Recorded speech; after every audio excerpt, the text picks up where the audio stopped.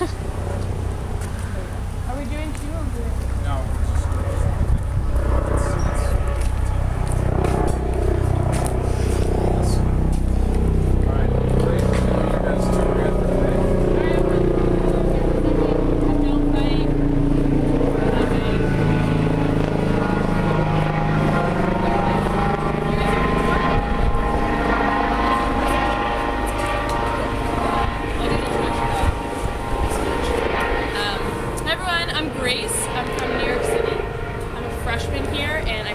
Majoring in human biology, which we can talk about later.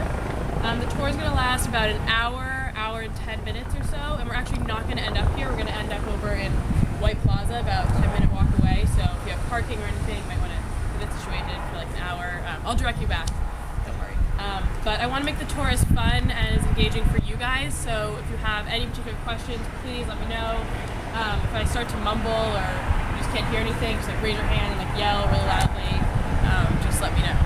Is there anything before we start in particular that people want to know about the school that we can kind of focus on, or just kind of like everything? Cool. Okay, we'll just wait for that person to get out of the bathroom. Then we'll get started.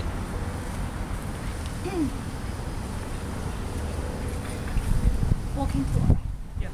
Is this already the time? Yeah, no, we're starting right now. If you want to hop on board. Okay. Two more people. Yeah. Great. More the Okay. merrier. Absolutely. This one. Cool. The last thing is when we cross the street, I'm going to start walking backwards. So I'm just going to need your help a little bit with that. If you see anything behind me, good rule of thumb is if it doesn't look like it was there yesterday, I probably don't know that it's there today. So just let me know and we'll get started. Let's go. 开始了。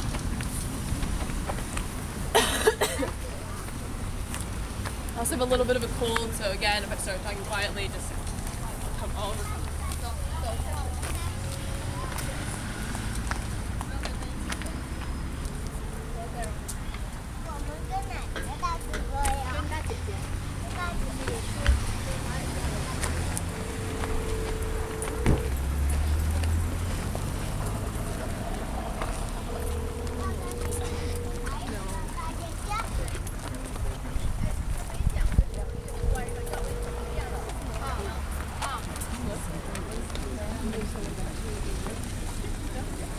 I also promise to try and find as much shade as possible. I know it's really hot, just bear with me. Okay, so right now you are currently standing in the heart of Stanford's athletic facilities. Just walk this way.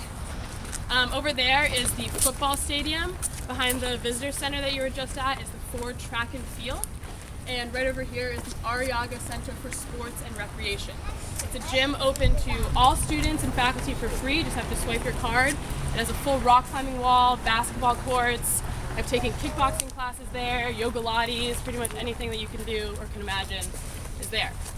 Stanford's athletics are actually top in the nation. We've won the Directors' Cup 18 years in a row, and fingers crossed we're going to get it this year as well. That means that we have the #1 Division I athletics program in the country.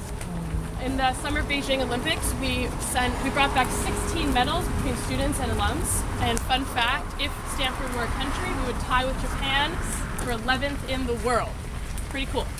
But you don't have to be an Olympian gold medalist to participate in any sports here. Actually, about 80% of the students on campus are involved in sports in one form or another. Whether that's one of our 36 D1 teams or one of our club sports, which are also, they compete at intercollegiate level but are all student run, or my personal favorite, which are the intramural sports.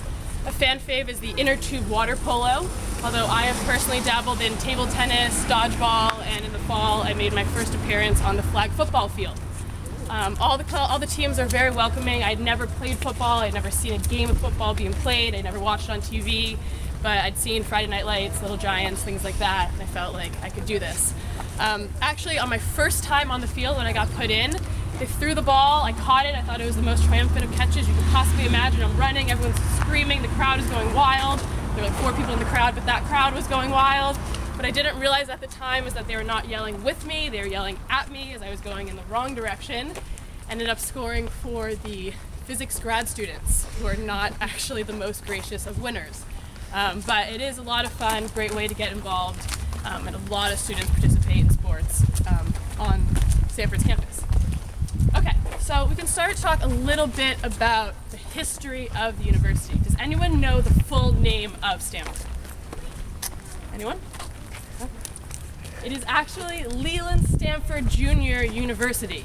It was named after the first and only son of Leland Stanford Sr. and Jane Stanford. Leland Stanford was a very successful lawyer in Wisconsin, but unfortunately all of his law offices got burnt down in a chemical fire.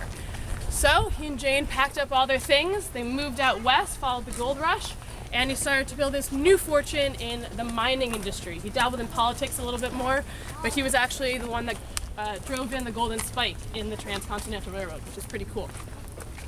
After 18 years of marriage, they had their first son, who I mentioned, Leland Stanford Jr. Leland lived a very charmed life. He actually had his own railroad on the farm. He had his own personal art collection before the age of 15, which is now part of the Cantor Art Center.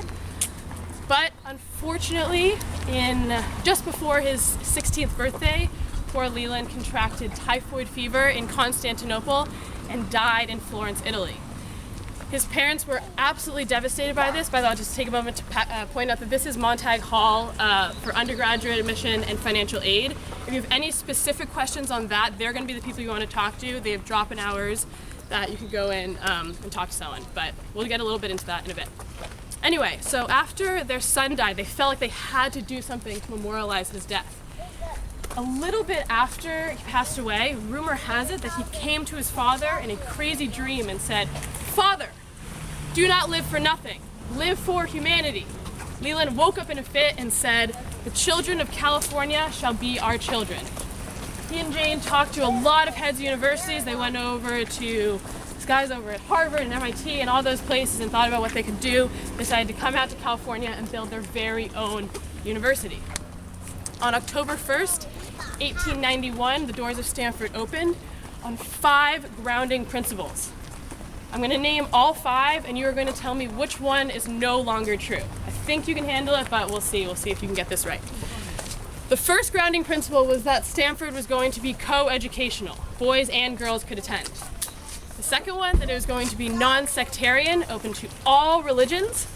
3, that it was open to anyone regardless of background, that is socioeconomic class, ethnicity, race, things like that. You can go to anyone.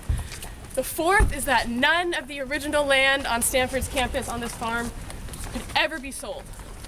And the 5th and final one is that the university would be tuition free. Actually, in 1920, any votes for not 5? Anyone? In 1920, actually, the students were up in arms because the university raised the price to $40 a quarter. Very upset by this cost they had to pay.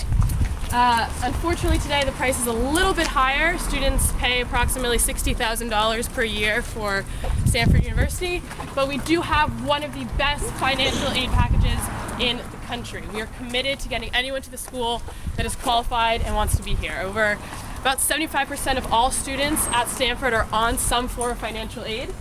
If your parents make $60,000 or less, absolutely everything is paid for no matter what. If your parents make $100,000 or less, all tuition is paid for, just not room and board. The bottom line is, like I said, you can't afford to come here, but you've got what it takes to be a Stanford student. They want you to come here, and they want you to be a part of the school. Does anyone have any questions on athletics or the history thus far? Okay. As you've probably felt, Stanford's campus is fairly large. We have over 8,000 acres to our name, which is the largest university in the country and the second largest in the entire world, only second to the University of Moscow. Yeah, Russia. But as a New Yorker, I actually have no idea what an acre even means. So to put that in perspective for you, that is, including the resorts, 16 times the size of Disneyland and 2/5 the size of Manhattan. So I like to say that Stanford is 16 times more fun than Disneyland and 2/5 as fun as Manhattan. There's a lot to do in Manhattan. Conveniently, it is also 42 times the size of the university at Berkeley, but who is counting? Anyway, moving right along, there are 7 schools at Stanford, 3 of which are undergraduate, 4 are graduate.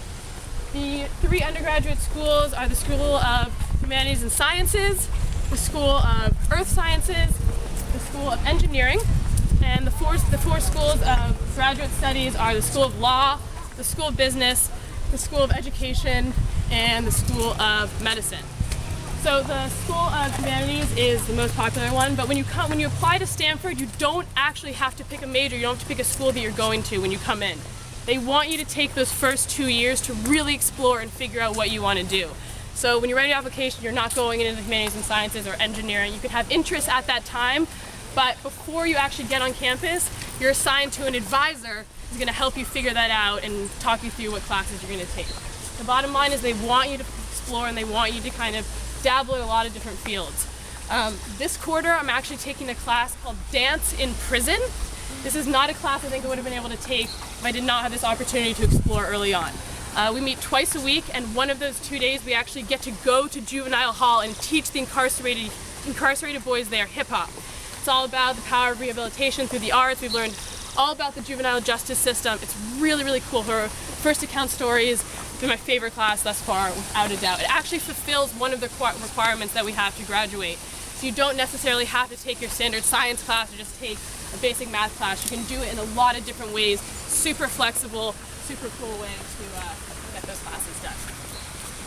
Anyway, we're coming up to one of my favorite buildings here on campus. This is Hoover Tower, because ironically, as a tour guide and also as a New Yorker, I do also have the worst sense of direction on the face of the earth. So as a poor lost freshman, I found myself many a times confused on my very own campus, and this lovely lady gets me back to where I need to go because she can be seen anywhere from afar. So we can gather around over here for a second, talk about it, take photos. No shade anywhere. Yeah.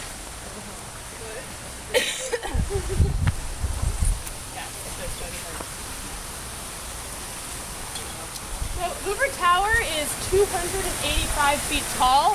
That's 87 meters for any foreigners. You may notice that there are no windows up until about the 13th floor. That's because the first 9 floors are actually just libraries. The Hoover Tower houses the Hoover Institute for War, Revolution, and Peace, founded by our 31st President of the United States, Herbert Hoover. And it is a political think tank aimed at solving the United States' political problems. It has 1.6 million items about World War I, World War II, a lot of U.S. history documents, very cool. It houses 60 fellows at a time, one of which was Condoleezza Rice back in her day. Herbert Hoover was actually part of what we call the pioneering class at Stanford, which was the first graduating class in 1895. And a little fun fact, he was the manager of the school football team at the time. And his only job was to bring the football to the game versus Cal, the big game of the year, the most important thing. Bring that football, Hoover. Forgot the ball at Stanford, and they had to run around and buy one, but we did trust our nation in his hands, turned out fine. At the top of the tower, there is an observation deck. On a beautiful day like today, you can see all the way to San Francisco Bay, so I really recommend going up there. It's only $2, actually $1 for under the age of 12, which I don't think we have here. $2 to go up, really great view. Over here we have Memorial Auditorium. Houses a lot of guest speakers, concerts. I've heard Al Gore speak here this year, Jane Goodall, Paul Farmer. It houses about 1,700 students, which is approximately the size of an incoming freshman class. So during new student orientation, when all the freshmen are first year on campus, they cram into there with their dorms, chanting cheers, yelling that their dorm is the best, which is Larkin, by the way, if you were wondering about that. Just trying to get to know each other, getting a feel for the land and whatnot. Next to it is Piggott Theater, where a lot of student-run productions are held. We can start walking a little bit. A fan favorite is Gaieties. This is a show that's put on every year. It's a big tradition.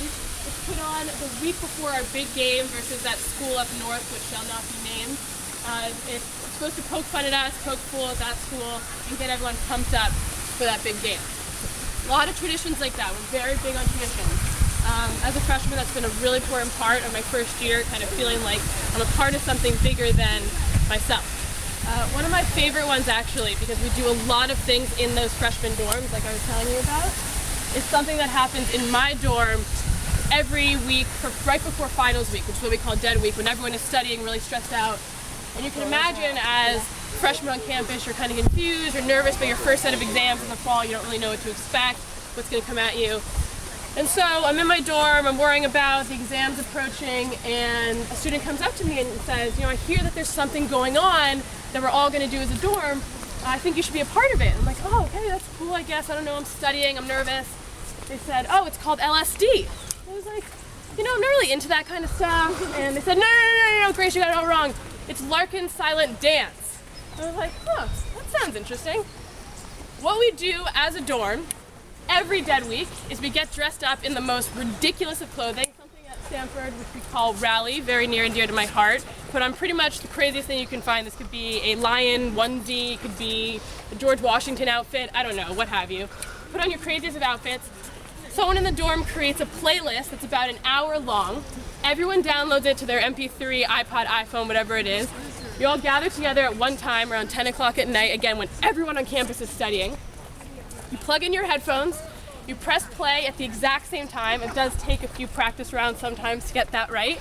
And then you all proceed to dance around the entire campus. We go through the libraries, we go through the cafeteria, we go through late night, we're on the Oval, we're in the Quad, we're outside of Memorial Church. It is a total riot, and if you take off the headphones, it is probably one of the weirdest sights you will ever see in your life because no, there is no actual music outside, but it does feel like you're all part of this big dance party. Really, really fun. We actually just did it for this finals week a couple nights ago. So much fun. It was our last one. We all kind of got together as a dorm and see what we've done in a whole year. Really, really great way to bond, get to know each other. Anyway, speaking of a little bit more into campus, I told you that we're on a very big plot of land, but Stanford still is a mid-sized university. We have about 7,000 undergraduate students and just under 9,000 graduate students. But even though we do have more graduate students than undergrads, it is a very undergraduate-focused community. You feel that in the social groups and the academics where the professors are putting their time, things like that. It's very focused on campus. And although the grad students are there, not as much a part of that kind of undergraduate social life, for sure. On your left over here is the main quad. It houses the 12 original academic classroom and is now home to the School of Humanities and Sciences. All the departments of that school are there actually except for one department. That department is the Department of Chemistry. If you remember my little history tidbit, I told you that poor Leland's law office is burnt down in a chemical fire. So when he and Jane built this beautiful university, he was nervous that those chem students late at night would be mixing up chemicals and compounds, coming up with crazy things, and accidentally burned down his precious university. So he took the chem students and stuck them over in a corner over there. So they are over there working on crazy, crazy things, but just not part of the main quad right here. Any questions this far about kind of overview, academics, new student orientation, anything like that? No? When we're walking, it's weird that we don't see one right now, but you'll probably see at one point a bus or shuttle type looking thing coming around campus. These are called the Marguerite, and they're free shuttle to anyone part of the Stanford University. You can take them all around campus. There are many different routes. They also take you into downtown Palo Alto, which we'll see in a second. Very easy to get around, although definitely the most popular form of transportation is the bike. I see that going around. One conundrum we seem to face is that every year there are more registered bikes than students. Not entirely sure why that is, but there's a great way to get around. My dorm is fairly far from the chem department. If you can take one corner to the other, I can get there in 5 minutes or less on my bike. So it really is an easy way to get around campus and students love it. Although if you are from Southern California, the longboard does seem to be choice. Yes? What about the scooter? The scooter. I noticed one right there. That's why I asked. Oh yeah, the Razor scooter is also a popular choice. I've actually been using that a little bit this quarter. I find it's a better workout for the legs than the bike, but you know, whatever floats your boat. So we can kind of gather here for a second for what I think is one of the most scenic views on campus. We're looking right into the Oval over here. This leads straight into Palm Drive, lined with 150 beautiful palm trees. Before you reach downtown Palo Alto, you will come to the Cal train station, which can take you to San Francisco or down to San Jose. We're situated in a pretty ideal place in the Bay Area. Thank you though. No problem. We're just about 45 minutes shy of San Francisco. Students love to go there. I'm a big foodie. I always have a standing list of places I want to eat in there. Great restaurants, great places to walk around. We're only like 35 minutes from the beach, a couple hours south of Tahoe. Every dorm on campus is a ski trip every year, which is a lot of fun. Another great way to bond. Went with my dorm this year. And if you go past the Caltrain station all the way down Palm Drive, you'll